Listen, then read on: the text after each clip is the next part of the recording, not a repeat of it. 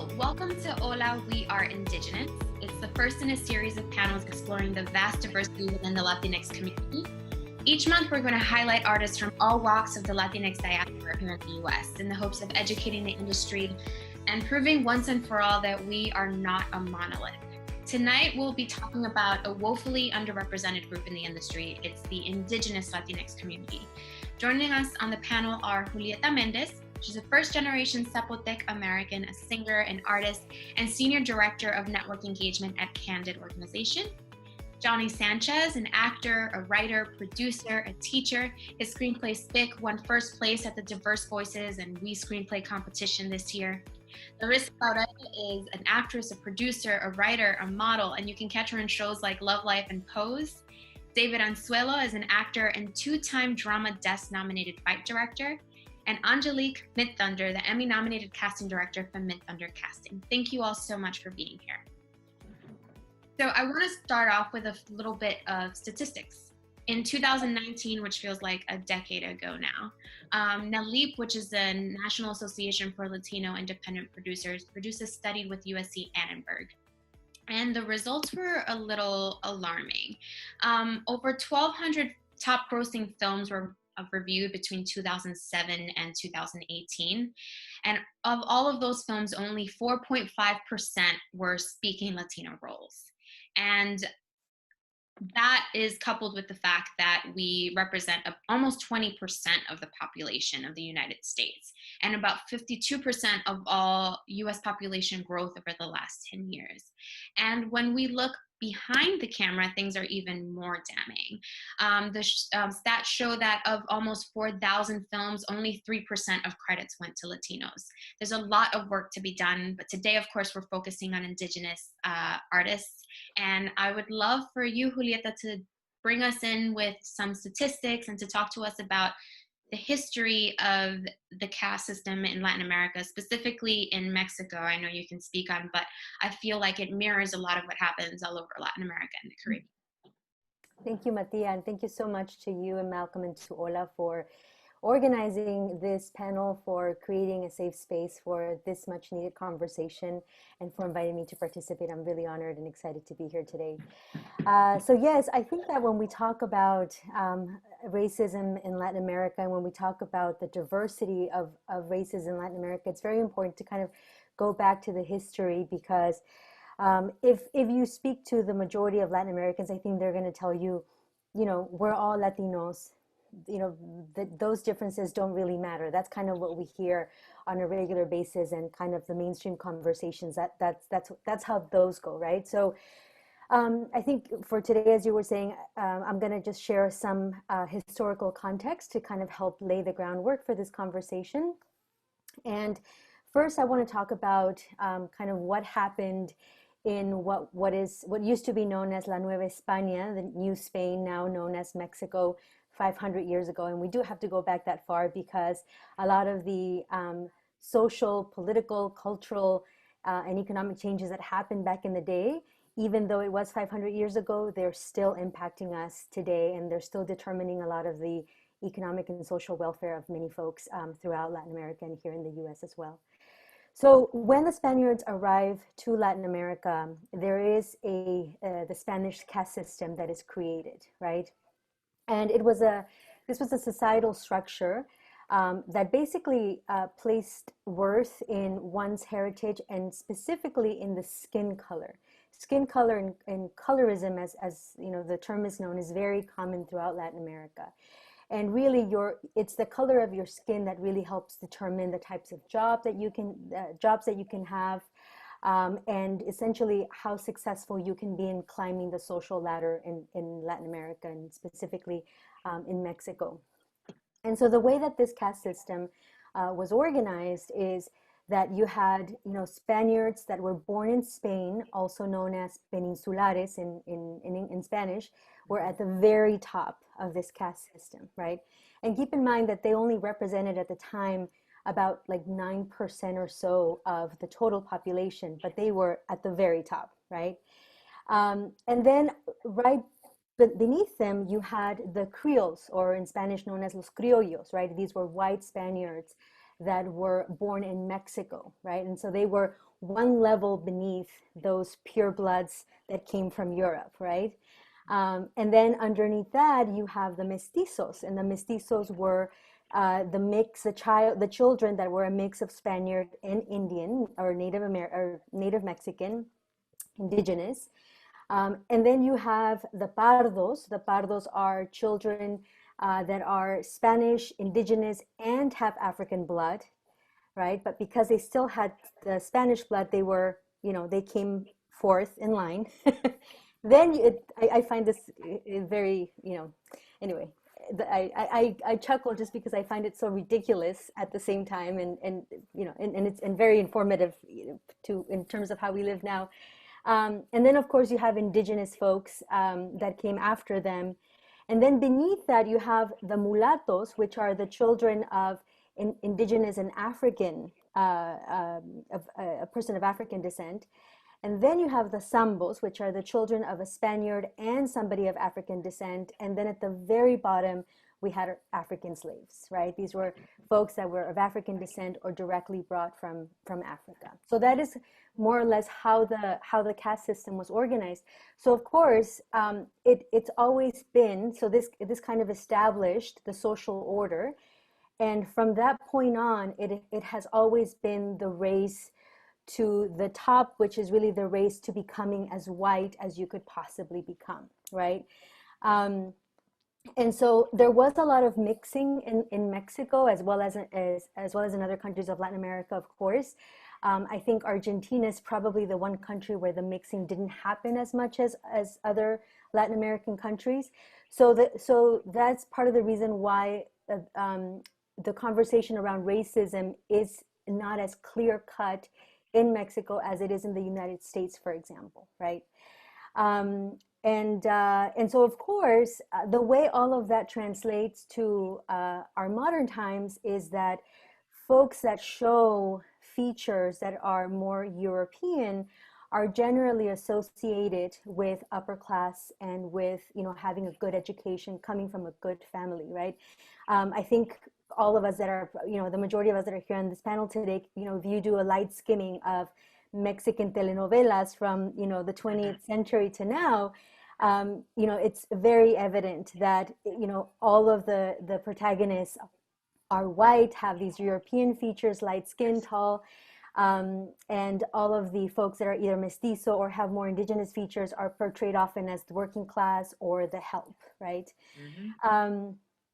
And so, social class status in Mexico primarily is still to this day also divided in that way. So it's very likely that if you are lighter skin, you have, you belong more to a higher level class. And if you have darker skin, you belong to a more impoverished class. So specifically to indigenous peoples in Mexico, Mexico's total population right now is 126.2 million people. 25 million of those people are indigenous. They identify as indigenous. That's about 20% of the population, of the total population. They represent 68 indigenous cultures, 11 indigenous languages with about 364 variants and dialects. I mean, there's so much diversity in this. And unfortunately, even though they represent 20% of the total population, only 1% of the indigenous population actually makes it to college. So just right there, you can begin to see, where the challenges lie and why we have this incredible gap between have and have-nots and how these are divided among racial lines in Latin America. And do you find that sort of caste system, while it may not be as defined, also sort of mirrors what's happening in Mexico and other Latin American countries? Like I see that happening in the Caribbean quite a bit as well. Yeah, I mean, I think, I can't speak with precision about other Latin American countries, but definitely I think that the colorism is something that is very present. I think there was a conversation, if I recall correctly, even in Brazil, up until recently, Miss Brazil had never been a Black woman, even though there are so many Black people in Brazil. And I think it wasn't until recently that we may have, if I'm remembering correctly, that we may have had like the first Black woman to win Miss Brazil in that country, right? So yeah, so you definitely see that. And then of course, in terms of poverty, in Mexico, 47% of the indigenous population are either living in poverty or in extreme poverty, right? And so the three states in Mexico that have the kind of the biggest the biggest density of indigenous populations are Oaxaca, Chiapas, and Guerrero. And all of those three states, unfortunately, take turns in being like the most poor state in Mexico. So they're among the top three, basically, of the poorest states in Mexico. So all of this to kind of lay some context and just show how where indigenous people fall, socially speaking, economically speaking, and of course politically speaking, they're among the most disenfranchised and the most marginalized, right? In Latin America. And so all of this obviously defines how the rest of society in Latin America, and those of us that are of Latin American descent that are that are either born in the US or living in the US now, how we perceive indigenous people, right? And unfortunately, there is a shame associated with being indigenous, right? Again, as I mentioned earlier, there is the race to wanting to be white. How soon can we be white, right? And it's very easy to see in some of these kind of expressions that we have in Latin America, and I think most of you will recognize. If you end up, if let's say me, as an indigenous woman, if I end up marrying a white man, my family will be very quick to say like, oh, you're improving the race, estás mejorando la raza, which is a terrible thing to say, but it's a very common expression and folks just say it left and right. So there's a lot of, I think the one thing that you see in Latin America is that there is a lot of internal racism that has been, that has developed, which is, I think, different in the U.S. Here, it's a lot more external. It's more of the other, right? And trying to accept the other and understand the other or not. But in Latin America, it's so ingrained that many times those of us that are indigenous and those of us that are, Afro-Mexican or Afro-Latino don't realize that we are being racist towards our own people, right? So an anecdote that I want to share that is related to this is, I've been, as you mentioned, Matia, I'm a Zapotec woman, born and raised in LA, have been living in New York for 10 years now. And I have been proudly indigenous since I can remember, since I was like 5 years old or something. And so I have always kind of carried the flag of being an indigenous woman and being Zapotec everywhere I go. So when I moved to New York, I remember one day I was stepping out for lunch, and I went into a local restaurant there, Chopped, which many of you might be familiar with, to grab lunch. And so whenever I go into a restaurant, I always make it a point to speak. If I recognize that the workers are, either Latin American or Mexican, I always make it a point to speak to them in Spanish, right? Because I want to connect with them and kind of acknowledge, where they're from. And so I started talking to the folks that were making the food, and I asked one of them, because geography is also an interesting concept, an interesting factor that plays a role in kind of how you define yourself in Mexico. If you're from the north, you're a norteño. If you're a norteño, you tend to be more white, right? And so there's a lot more pride in being from the north than if you're from the south, which is where, Oaxaca, Chiapas, Guerrero, that's where that's where these states are from. There's always been a little bit more shame in being from the south. So when I'm there, I'm talking to the guys that are behind the counter, and I asked them where they're from. Clearly, I knew they were Mexican, and I also recognized their features to be from the south, right? I know my people pretty well, and I asked them. I said, "Oh, so where are you guys from?" And one of them said, "Oh, I'm from Durango, which is in the south, in the north, right?" And I was like, "Oh, that's interesting, right?" And I kind of already knew he was not telling me the truth, right? So, but I just played along. I didn't want to make him feel bad. And so then he asked me, he was like, "Where are you from?" And so I was like, "Oh, I'm from Oaxaca. My family's Zapotec, and we're from this part." And I started like speaking very proudly of my heritage. And so then afterwards, after I paid and I sat down to have my lunch, he came up to me and he said, "You know what? actually, I'm also from Oaxaca. And he started telling me about his own heritage, right? And I didn't question him as to why he didn't tell me the truth at first.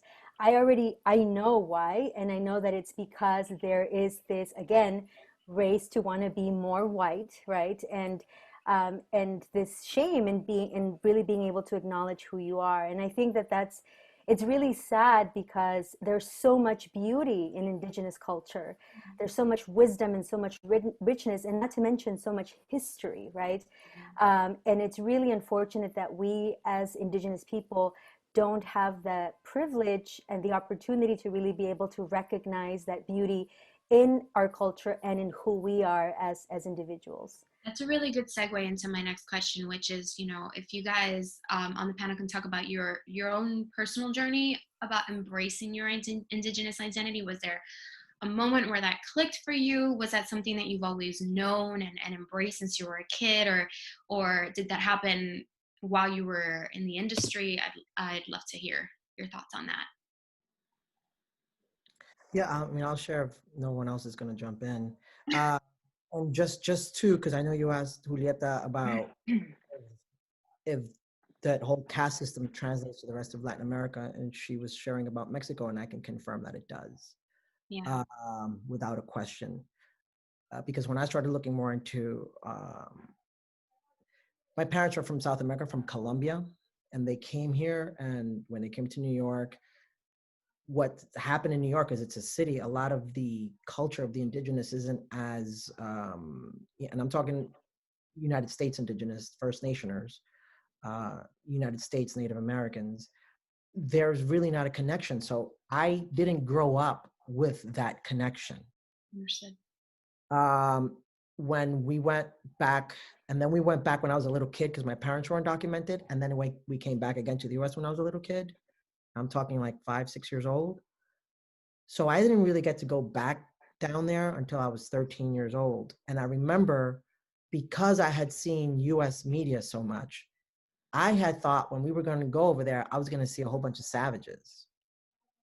And I remember I was telling my friends, and they were all Latinos too, because I didn't go to school with the really white kids. I grew up in Sunset Park, Brooklyn. It was all Latino neighborhood. And I said to my friends, yeah, we're going to Colombia. They were like, oh my God, you got to be careful with the savages down there. And wow. I remember that, and again, they were all Latinos. This isn't white people talking to me, and it isn't Black people talking to me. So, and I remember my mom making fun of me and going, okay, so when you get off the plane, we got to make sure we get you your sword because you got to be ready to fight. And they were all mocking me because, I was 13 years old and I had all these things, and then I get off the plane and I see buildings, right? Which was interesting, but unbeknownst to me, my journey with discovering who we are started to develop right around there. And then the real time when I was like, oh, I really need to start investigating this for me. And this is a very funny story, was the Black Hebrew Israelites. I'm sure you've seen them in Times Square saying that the white man is the devil. They had talked to me several times and they were courting me to join them. And then I moved to LA because as an actor, you got to go out there at some point. And I'm hanging out on Venice Beach. And this was right after the Rodney King riots. And I had already faced some police harassment, accusing me of stealing a car that I was authorized to use by the company. And then another cop who tried to shoot me because they thought that I was doing something that I wasn't doing. And I was really angry. And I was hanging a lot with John Ortiz, who David knows. And one day I was just hanging out on the beach, on Venice Beach by myself. And I saw a Black man who saw me, and he sat down and he was like, hey, brother, you all right? And he could tell that I was really down. I was like, no, I'm having a real hard time. And so he started telling me about the Black Hebrew Israelites. And I was like, wait a minute, aren't you from New York? He's like, yeah, but we're trying to start a chapter out here. Well, how do you feel about what's happening in the world? And I told him. And then here's the interesting thing. I did not join them because they're a homophobic group. There's like all this other stuff. They have this thing about destroying white people. Right. And I had to come to my own, like, whoa, I got to be careful I don't go there. But the one thing he did for me, there's always a silver lining. And the one thing he did for me is he said to me, I know you have indigenous blood, and it's important that you embrace that because it's beautiful who you are. And I remember I started talking to my parents more about that. And my mom started telling me more stories of like when she married my stepfather, who had more Spaniard blood, she wasn't allowed into my stepfather's family's house because my mom has way more indigenous blood. And, you know, as my mom and my stepdad are now divorced, but that's like one of the things that didn't help. But looking into more of who we are, this question of who are we has been a question that's been around for hundreds of years. And even the term Latinoamericano, America Latina, that didn't exist at first, obviously, just like the term African American didn't exist. African existed, American existed. But, you know, it wasn't until like the 1800s, and then I realized, wow, this guy named Francisco Bilbao Barquin, a Chilean, who married the term Latinoamericano, America Latina. He was the first one, just the way the term African American was brought together. That was a term that was created by Latinx. It wasn't imposed on us by Europeans. It's a whole lie that we've been told. It wasn't imposed on us by North America. This was actually created by people down there because, and this is when I learned about the pardos. I discovered in my family, we have pardos in my family.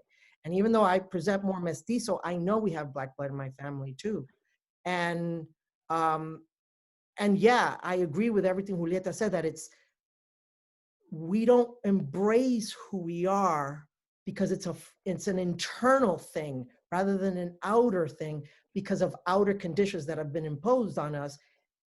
And when we understand that in Latin America, interracial marriage was not illegal in no country in Latin America, the way it was in the United States, then another hierarchy had to be created. And that's when these terms were created, the pardo, the mestizo, the sambo, and things like that, mulatto, all those terms were created. That's how the hierarchy was created. So, so the words pardo and all that, I only learned about that when I started looking at my family in Colombia. So those same terms were also used in South America. Incredible. I didn't until college. Yeah. Until I was an adult to hear these terms. What about you, Larissa and Dave? Mine's a little bit different because I am Texan. I'm Tejana. Yeah. And I embrace it now. And I didn't embrace it until I came to New York, where people were like, you're too tall to be Mexican. What do you mean you're Mexican blood? I'm not accepted by Mexican people because Tejanos are not accepted by Mexico. So there's prejudice like all over the place. It's just a big mess with that. But the way that I came to love my culture, my mom was always, she looks very indigenous. They called her Pocahontas when she was little. And my dad had the standard, he was more white looking. I give whatever you say white, but he had freckles and green eyes and stuff. So she was always embracing things. She didn't know what tribe or things like that, but she embraced as much as she could. And I learned a lot of indigenous ways, like, and it's also Spanish as well, but we call it Spanish now, but you know, like the evil eye with the huevo, when you do that to bless somebody, I learned that.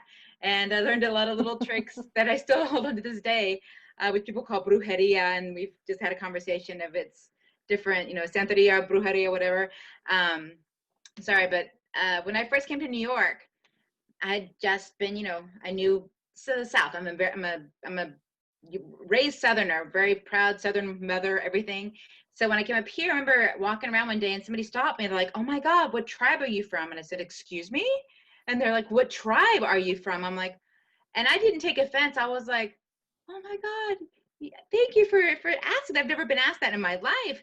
And then I realized I have no documentation. I don't know. So I asked my mom, and there is no record. In the South, people forget that they may have put it in the Bible, in the family Bible, but there's erasing, there's markouts, there's things. If they married anybody, whether they were African American, Native, anything that was not white was taken off. And if you could pass for white, you know, that's how I was raised. If you could pass for white with a Spanish last name, you were golden. You were the golden child. my grandmother, who was actually against my father marrying my mother because she looked Mexican, would tell her, keep your children out of the sun, they're getting too dark, things like that. But it's funny because when I went to the Texas Museum with her one time in South Texas, we're looking at the Karankawa Indians one time, and she goes, oh, we have some of that. I was like, excuse me? And she goes, we have some of that. I was like, what are you talking about? Dad, your side has Indian blood? He goes, we don't talk about it. And I was like, but to know that it's there too, but they didn't talk about it. It's just like so sad that it's completely washed away. So that's my experience into it. And yeah, so that's how I got more interested. Coming to New York was how I got more interested because I started getting cast as Native American. My first pilot, I was the lead as a Navajo woman, and I loved it. And I was like so excited about it. I did more research on it, and then I became part of I'm sorry, my brain starts to like go. But I was artist in residence, and it was Native American artist in residence at Vassar. And I was the only one who was not documented, but the Native Americans that were there were like, you're Native. Look at you, you're indigenous. We accept you. It's okay. It's okay. It was robbed from your family. We accept you. And ever since then, I've been very proud of it, but then also with what's going on now, ashamed that I don't have my documentation. Right. You brought up something really interesting, and Dave, you had you and Larissa both had something to bring up about documentation and being able to prove indigenous, and how that can sort of stop you from gaining certain opportunities when, unfortunately, in the Texas, New Mexico, and Mexico, it's not something that is recorded in the same way that maybe other First Nations are in North America, in the rest of North America, I should say, because Mexico is part of North America, yeah. And Canada. And so what is that experience like? Dave, if you could talk about that a little bit. Yeah, I'm also from Texas, but I'm from the desert. I'm from El Paso, Texas. So we were right next. We could see Juarez from our living room window, and we were very connected to like we made regular visits to the Pueblo and Isleta reservations, and my family gives a lot of contributions to the children's hospital and school. My mom is a curandera, so she does practice a lot of indigenous spirituality. We grew up with it. It was very, we had all the hierbas in the garden and the oils and candles everywhere. My dad was like so afraid my mom was going to burn the house down, and people were always coming over. And I attended a Catholic college that shared the campus with the Institute for American Indian Arts, and in New Mexico in Santa Fe. And I wanted to go, I was really happy to go to that school because you could really see the three cultures together: Spanish, Native American, and Mexican. And I did feel connected to all of them, and I attended friendship circles, and I attended powwows, and I remain connected to a lot of the some of the Native American circles here in New York, and so it was something that was cultivated.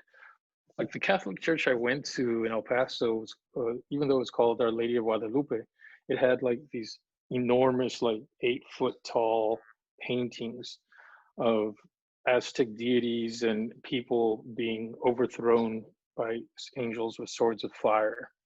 And so it was very subversive in that, and enforced baptism of Indian warriors by Franciscan monks. And so those images were they were indelible. They were burned into my little 6-year-old brain, and I loved it. I loved having that connection, and learning that we did have Tarahumana and Yaqui, and the area that we lived in at one time, at various times, it was Comanche territory. And then later it became much more Pueblo. And now it's still Isleta. So that's the connection there. But because, as you were mentioning, the things lacking documentation, when I applied for scholarship to the Institute for American Indian Arts, they said, you're welcome to come here, but you cannot receive a scholarship because we only acknowledge the nations of North America and Canada. And they said, but you can pay. and so I was like, okay, well, I already got a scholarship to the Performing Arts Department in the other campus side of the campus, so I'll just stay there then. So that's what happened. That's my connection, and that's how I experience partial opportunities. Well, I would thank you for sharing that. And I would love to switch focus a little bit more towards the industry. And Angelique, you have a very specific sort of specialty, because there aren't a lot of casting directors in the US that can do what you do, which is have more of a connection to the Indigenous community here and cast those roles with some knowledge. And I'd love to hear your perspective about, you know, the industry trends. Are you seeing more roles for Indigenous people finally? And this, of course, I can open this up to for the producers in the panel as well, but talk to us a little bit about that and the authenticity in casting and any changes you've noticed over time. Yeah, definitely. I mean, I feel like especially this year is a very exciting year for Indigenous content.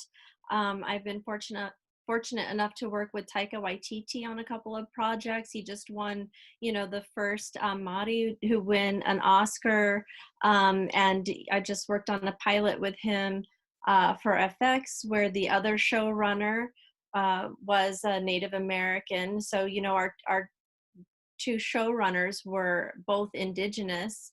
The writer's room entirely Native American. I'm working right now on a series for Peacock, NBC's Peacock, Rutherford Falls, and that also has the writer's room is largely Indigenous, if not completely, with, you know, series regulars and Navajo and Latinx female showrunner as one of the showrunners. So it's a really exciting time. I've really never seen anything like it, as far as having you know, writers' rooms full of Indigenous people and Indigenous people running shows. It's really incredible. You know, I feel like it's kind of what we've been fighting for me, I've been in it for decades. So, you know, to kind of to watch it come to fruition, you know, all of these years of, I live in Santa Fe, and you know, I've seen people work their way up like Dave through IAIA, and you know, I've, you know, through the Sundance program and things like that. So to really see mainstream embracing Indigenous stories is truly exciting and inspiring. And, you know, the reason they hire me is I get to, you know, kind of, I feel like, you know, I get to bridge the gap between the different and unique Indigenous cultures, you know, like we discussed, all the way from Canada down to, you know, the southern part of North America, but even down into Central and South America, as we discussed, the differences, the similarities, those are all things that I recognize, that I continue to educate myself about, so that I can work with productions to get it right. You know, I think right now, especially 2020, you know, everything that's happened, people want to get it right. The studios, the networks, they want to approach their filmmaking and their storytelling with integrity. And so they're really going to the communities and the people who are really involved and who really truly have roots in the cultures, to be able to tell you know, our own stories, and to have all types of Indigenous people representing themselves. Right. It's really exciting. I'm so thrilled to be seeing all of these new voices, new stories, more diverse, creative endeavors happening. And I wonder, I mean, I understand what the role of the casting director is, but a lot of times I think actors get confused. And I find that you guys are oftentimes our advocates and our champions. And I'd love for you to talk about what that's like and how before this shift in the industry happened, where this need for authenticity and really wanting to get it right, how you were fighting the good fight. Well, thank you. I do try to, yeah, I mean, it's important to me. I think we were talking off camera before we started recording, but you know, about all of our background, and I always like to make a point of letting people know that I'm not Native, I'm not Indigenous to America, because people think, you know, I have the hair, you know, and the cheekbones, you know, so they think that I am Native American, not to mention my name, but I'm actually Eurasian. But my husband and I have 4 kids, I have, you know, that are Native American. And so, you know, I have been married longer than I was not married. I've been married more than half my life, you know, to this man. And we, you know, so I've been immersed in Native American culture. And it's just, you know, it's so important to me to see our kids, all of our kids, you know, to be inspired by seeing themselves represented in front of the camera, as well as, you know, as producers, directors, writers, things like that. But so my job as a casting director is that I just want to do it right. I just want to make sure that, you know, the kids that are out there, I'm sure that you guys have these same stories and these same experiences, but I've heard so many kids or adults now, but saying, you know, gosh, when I was growing up, there was no one that looked like me on TV. You know, I was used to seeing other people of a higher caste portraying our people, right? Whether whatever type of Indigenous they are, you know, oftentimes, you know how it was, the Italians, and, you know, nothing against Italians, but, you know, they're not Indigenous. I'll just leave it at that. But so I just want to be able to create an environment where our young people now growing up are inspired to feel like, I can do it too. They see Danny Trejo on TV and they go, you know what, I can get out of here. I can do anything, you know, like what an inspiration for, you know, people who are really like out there turning their lives around and inspiring other people. And I don't have to be lighter skinned, and I don't have to look a certain, like a telenovela from 10 years ago or 20 years ago, you know? So to me, it's just important to be like that kind of, like I said, I don't think of myself as I've heard the term gatekeeper so often, and I don't think of myself as a gatekeeper. I think of myself as the bridge. You know, here's the production and the producers, and here's the acting community, and you know, and the Latinx community, and the Indigenous and Native American communities, and let's come to the table, let's meet at the bridge, and let's have these conversations, and let's work together to get it right. For me, it's like to inspire the next generation too. Exactly. And for the producers and directors and writers on the panel, how are you incorporating this stuff that we're talking about today into your projects? And if you're an actor, are you seeing an influx of roles that you feel fit more into the identity that you identify with, or are things sort of slowly trickling down? What I can share for me is, I think this is how I approach it. Just me being who I am, I think by that nature alone, see, because even though back where we come from, Latin America, the fight to really recognize who we are is still there. And it's not that we don't have to suppress racism.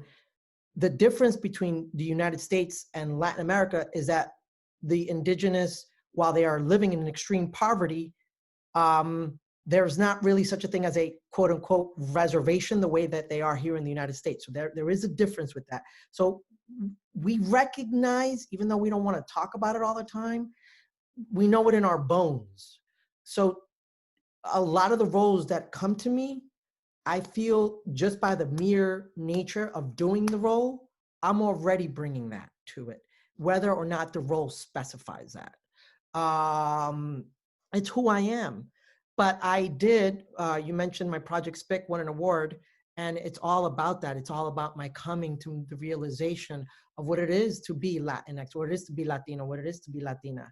And my whole journey in that, and my script that I won, which I think if I would have written that 10 years ago, I don't think anybody would have paid attention. But with everything that's happening in the world now,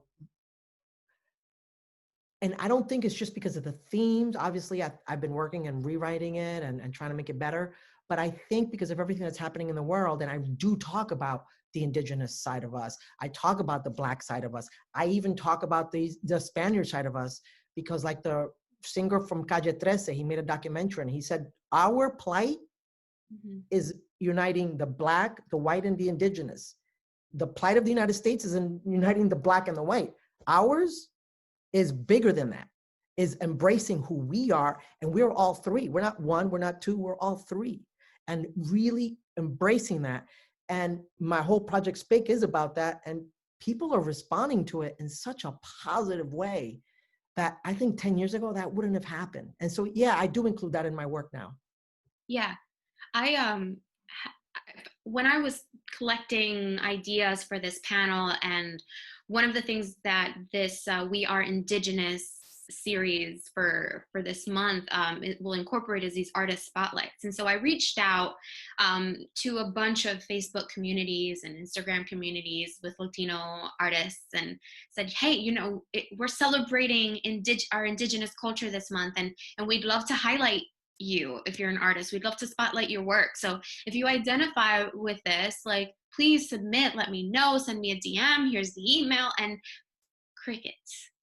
No one really responded, save for like one artist. And I was really surprised. And of course, having this conversation, listening to you, Julieta, talk about that caste system and that internalized colonialism and the shame that comes with it, because of the colorism and because of our history, really helped me to understand that.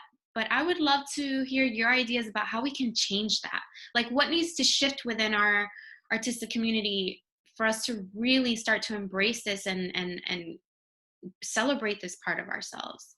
To jump off of that, I do have a question, Angelique, since you're in casting, because I went to the town hall, the Indigenous town hall that they had in New York City with the Casting Society of America. And it was amazing to see all the different types of people and the professional actors and those who are trying to get in the business and things like that. And I stood up and asked the head, and I was just like, okay, what do I do? I've played Native, I am Native, but I can't prove I'm Native. And he's like, but all these casting directors, my agent, my manager's asking for proof so I can get to these projects, which I understand because you want to be authentic, and I'm for that. However, does that mean that I step aside, or what am I supposed to do with that? I think there's a lot of people in that boat. So I'm just wondering, I don't want to take away from an actual Native, you know, who's documented, but at the same time, if I'm up for a role and I could play that role, I don't know how to go past the documentation part. You know, it's really difficult because a big part of what I do is I really try to think of I try to think in terms of inclusion as opposed to exclusion, right? Like you're saying, I feel excluded from these opportunities because I don't have documentation, and I try to think in terms of inclusion. How can we include people who are right for the role? I think, you know, there are different like the subject matters obviously of every film, and so sometimes it matters. Sometimes it is a movie that is taking place on the Rosebud Reservation, you know, and it's dealing with specific things. We're talking about the pipeline, you know what I mean? Like there, and we're speaking the language, and there are ceremonies in the movie. Let's just pretend.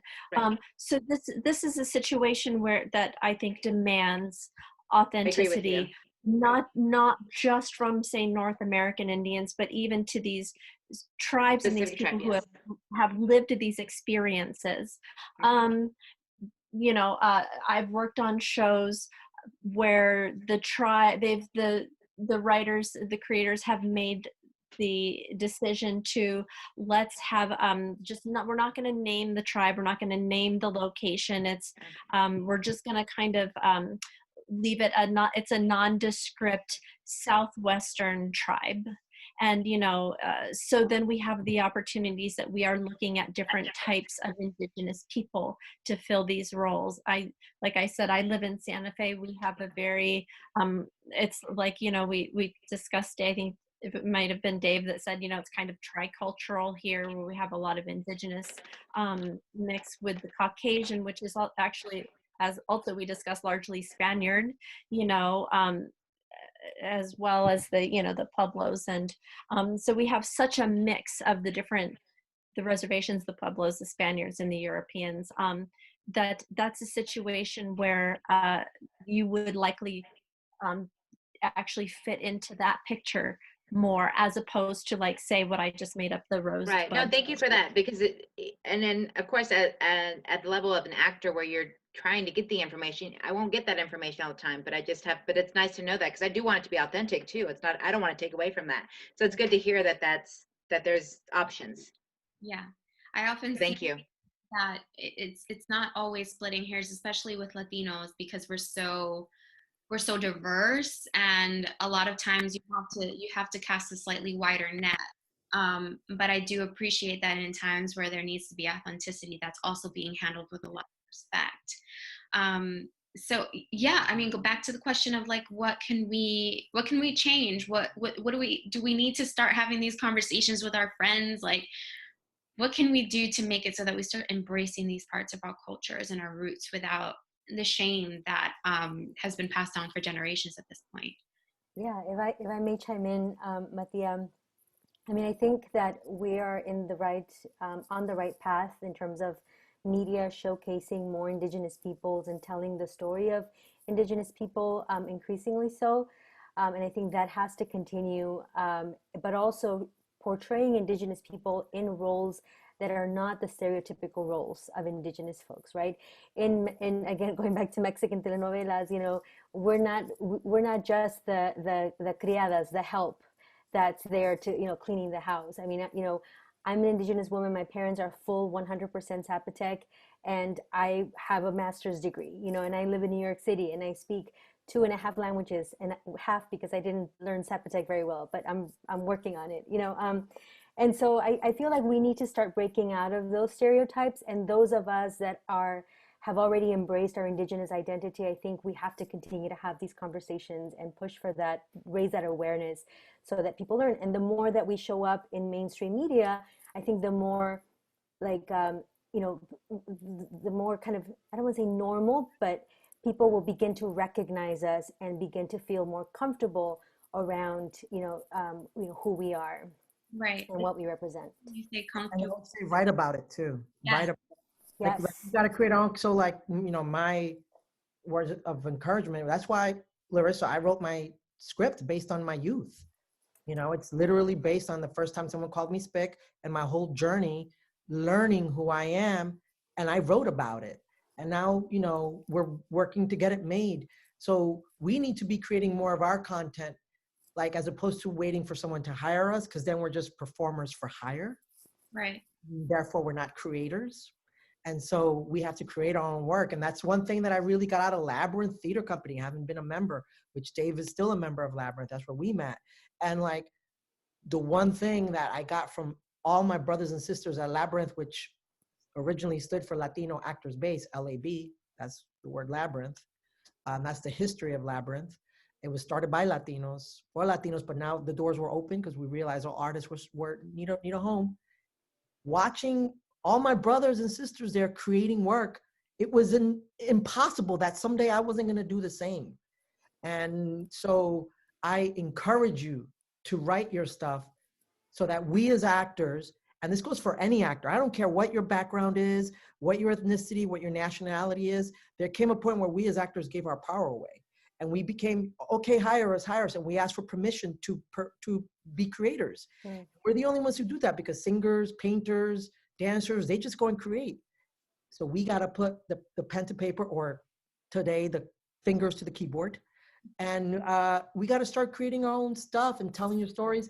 Even if it sounds silly, work on it, because you'll just sharpen that tool. And I want all of us to do that, because that percentage that Matías said at the beginning, the only way we're going to shift that is if we become the content creators and we tell our stories, and we will discover how similar we are. Because as Julieta is talking about, I'm like, yeah, the same thing in Colombia, because who ruled over us? Spain ruled from Mexico all the way down to Chile and the Caribbean. So we have a lot of the same history, the Black blood, the indigenous blood, the Spaniard blood, and that is our struggle. And and I know that you'll be doing a panel also on the Afro side, the Afro Latino side. Yes, that's also part of the series. Very excited for that as well. Me too. Me too. I'd love to dig in and explore that. Well, I don't like to present a problem without offering up a solution, right? Because then what is the point? And I feel like all of you have presented such incredible solutions. And if anybody who's watching this doesn't know HOLA, we really want to be a part of that. I think part of our mission is to create these pipelines, as we say. I don't love the word, but like it's important to have those folks that are creating their own content, who are not just starting out, but have been really pounding the pavement for a while and sort of shifting and expanding their expertise to be content creators, to be connected with our counterparts in the industry that maybe are more successful. Because until we're pushed up, until we're helped up the rung, until our counterparts that are in the writing room are hired to be showrunners, to be executive producers, until we're not just ADing, but we're also directing and taking control of the stories, things aren't going to shift. So I hope that if folks take anything away from this panel, it's to be inspired to create. Yeah. I love that. I want to say one thing real quick, because that's something that is a good note to end on.